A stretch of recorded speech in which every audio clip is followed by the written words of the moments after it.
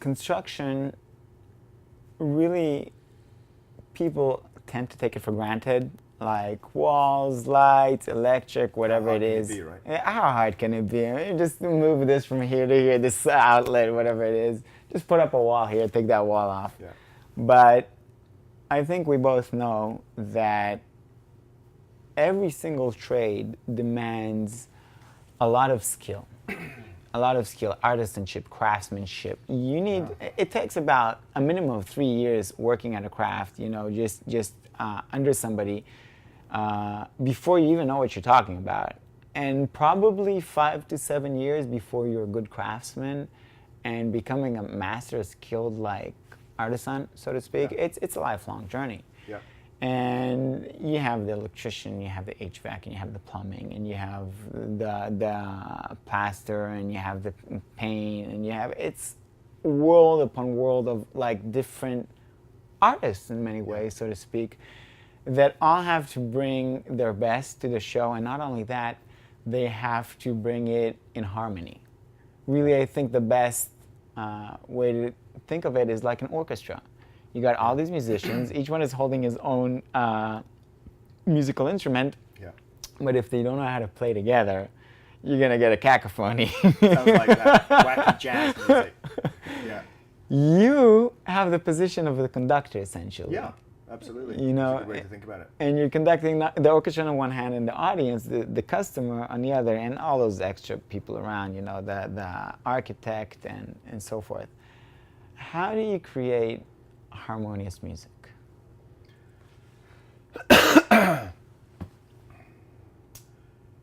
I think it's a good analogy that you are the conductor in the orchestra.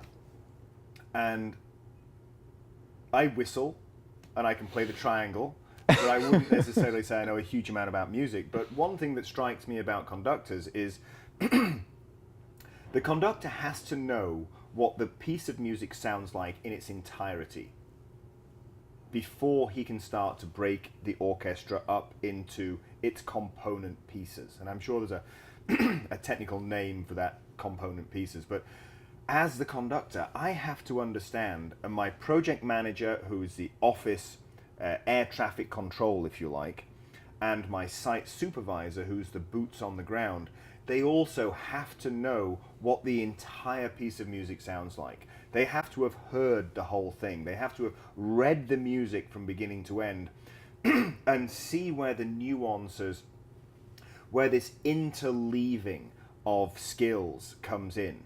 So we start with the, with the demolition, which, demolition, get a bunch of, gorillas in there and smash the place up. Not so much. Demolition is the riskiest part of the project. You can't just get a bunch of guys in there with a bunch, with sledgehammers and start smashing it up. You have to have demo guys that really understand how these walls are constructed, what's behind these walls, where the risers, which is where the electrical and water come through the building, where the risers are located, so that you don't end up sticking something through a wall. And if you're in a building with 25 floors and break a water main, you imagine that every single apartment in this building is worth $5 million, and you flood 8 of them because the guy that's swinging the hammer really is a gorilla. Yeah, you can't have that. No. So we look at a bid, for example, and the client be like, $30,000 for demolition? This is crazy. Well, that's because the guys that doing the demolition actually understand construction. So there's your first interleaving. And then the second interleaving is coming in with the framers. Now these guys really have to understand what is going on this framing. Is it going to be tile work? Is it going to be artwork? How strong's the framing got to be? Where's it got to be located? When you come into a space, it's not square. Even if it's a brand new building, it's not square. So how do we start? Where do we start the layout so that we end up with the bit that has to look square being the bit you see? Because having the bit square behind the wall, behind the second guest room, in the guest bathroom is great, but who cares if in the living room the floor, when it's laid out, doesn't line up perfectly with the living room wall, and we've got drift of 1/2 inch. Now, it's all completely square to that wall over there, but which wall do we start with? How do we do this layout? So that's the second interleaving. We've got rid of the demolition, now we've done the layout. And if the layout is wrong, then we can have $100,000 of construction complete, and all of a sudden we find that we have a runoff, or something doesn't fit, or something won't go into the space. And then we go into laying out the electrical, laying out the air conditioning. Because if we get the air conditioning wrong and the living room never really gets cold enough, or the bedroom's absolutely freezing because the air conditioning blows out of the wall and lands straight on the bed, you can't fix that once we're finished. So we have to have the knowledge to be able to, as you say, conduct the whole orchestra, so that we can bring up the string section, we can bring up the horn section, we can drop down the percussion section, because we have to understand that ultimately the client has to be comfortable. The client, when they walk in, has to feel wow. They have to come in and go, I love it. And it can't have been this giant nightmare, divorce-inducing, hellish trip that they've been on. It needs to be fun. It needs to be something that they want to do again, not something that they're never ever gonna consider.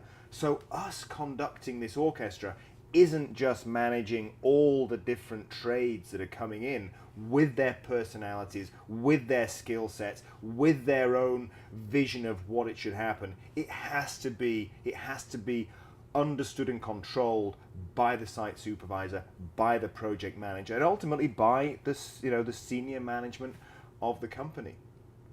Ultimately by you. Ultimately by me. Yeah. Ultimately, I am the final word in quality control. So I go to the meetings. I don't go to every single meeting on every single job, but once every 2 or 3 weeks, I'll be in there with the site super, and we go through the plans. Every Wednesday afternoon, we take 3 hours and we go through every single project we have on the docket, which is generally between 5 and 9 projects. And 5 and 9 projects, we start and we are militant about time. We are absolutely militant. When we say that the meeting starts at 3 o'clock, at 2:55, everybody's in there, bathroom break taken, girlfriend called, newspaper read, coffee drunk. You're there to start and get on with it. We then run through the project. We start, where are we with time? Where are we with budget? Is the client aware of any changes to those two things?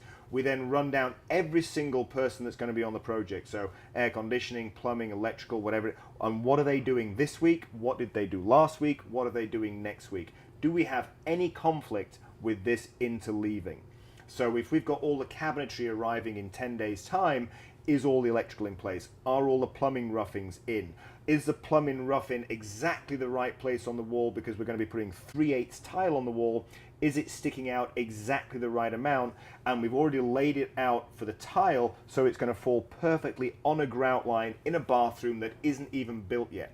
All we've got is stud and plumbing yet. We know the thickness of the finished floor, the thickness of the finished tile, where the wall finishes for the tile, exactly where the grout line is going to fall, so the fixture falls on it. All of these details we go through, so we find these conflicts, and that means that when the tile goes on the wall and the plumbing's 1/2 inch too far back, it just doesn't happen. It's already being addressed on a daily basis, on a weekly basis. Every single morning we have a morning call at 9:45 in the morning. The entire executive team, it takes about 11 minutes. Each person has about 1.5 minutes to tell what their top 5 things they're doing today is. Sometimes it's 3, sometimes it's 6, but their top 5. I don't want the blood, I don't want the screaming, I want the baby. I want to know what it is you're actually doing. I don't want the story. And the reason we do this, it means that you say, oh, we've got to go down to XYZ client and make this delivery. Well, someone else listening in on the call is like, that delivery, if you're going down there, can you make sure we get this, and this photograph so we can send it to the client? It's not to check in on people. It's so that we communicate as a single living organism. And everybody knows what everybody's doing, because then they understand how it affects them. And that means that I can conduct your orchestra. And it means we don't have project failure, because we can catch it weeks in advance of it becoming a problem. So again, you're doing the same thing you did regarding the customer. You make sure the communication is always on point, always live, always real time, that everybody always talking to everybody else. That's a byproduct. The actual kernel of this is accountability. I need my guys, I need you to understand that you are 100% accountable for the success of this project. Whether you're the painter, or the electrician subcontractor, or the plumbing subcontractor, or a carpenter, you are accountable for this project being a success. And that means that when the stud goes in, and the next guy comes in to put the sheetrock up, framing square, spirit level, everything's fine. The sheetrock goes in. Then the taper comes along, framing square, spirit level. And if we've got a problem with the framing at that point, maybe, someone's lent on the wall too hard with a screw gun, putting the sheetrock on, and it can put the wall out of square. Okay, so we can take it down now. It's going to take us an hour to fix it. And then the tile guy comes along, muds the whole wall, makes it perfect, and puts his tile on. If at this point we find the wall is half an inch out and the shower curb has drift, it's not in parallel line with it, I've got to take down $5,000 worth of tile. I've got to take down the whole wall. I can't put my plumbing fixtures in, and my plumber's scheduled for next Wednesday, so I've got to delay him. And all of a sudden, this one action of someone pushing too hard on the wall with a screw gun, which was never caught, is costing the company $5,000-$10,000. We then have to go to the client and say, look, we're not going to be finished on this date. I've got to recalendar 4 or 5 trades that are coming after it. The glass guy, the plumbing, the electrical for all its fixtures and fittings.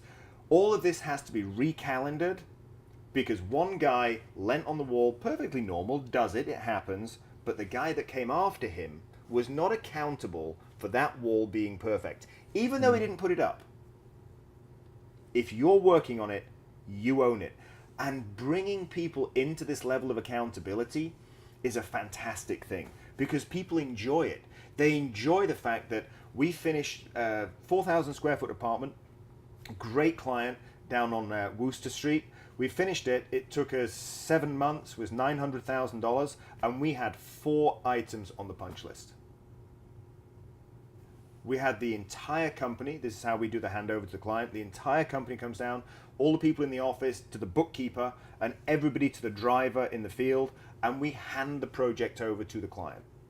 Because 40 or 50 or 60,000 hours, man hours have gone into this project, and to have everybody there with a few bottles of champagne and the client, and we hand it over to them, and then we leave the client with the lead carpenter and the project manager, and they go through it and show them how everything works, their stoves, their air conditioning, their refrigerator, their waste disposal, everything. And everybody feels that they were part of building something, as opposed to the client gets it, I go down and say, thank you very much, thanks for the check, bye-bye, and people never see it finished. People never see the reaction of the client walking in and bursting into tears. It's finished, it's on time, it's on budget, it looks amazing, it's just what I wished it would be, it's better than I thought it could be. And to see the guys who built it be part of that, that creates accountability. Powerful stuff.